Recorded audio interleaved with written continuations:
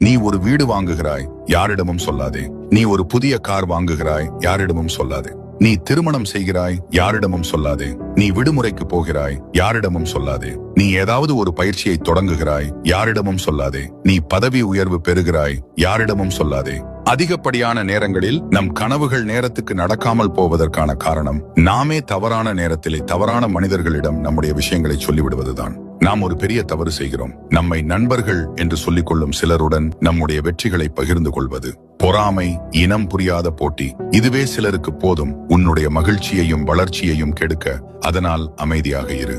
உன் வாயை மூடிக்கொள். உன் பெரும்பாலான நண்பர்கள் உன்னை வெற்றி பெறுவதை விரும்புவார்கள். ஆனால் நீ அவர்களை விட மேலே போகக்கூடாது என்பதை தான் மனதில் வைத்திருப்பார்கள். அதை மறந்து விடாதே. குடும்பத்திலும் சிலர் உள்ளுக்குள் பொறாமை கொள்ளலாம். ஆனால் கடவுள் உனக்காக திட்டமிட்டதை யாராலும் தடுக்க முடியாது. இதுவரை பார்த்திருந்தால் ஒரு நன்றி சொல்லி கமெண்ட் போடு. மேலும் இந்த வீடியோவை சேமித்து வை. பிறகு மீண்டும் கேட்க உனக்கு பயன்படும். உன்னை நன்றாக கவனித்துக் கொள்.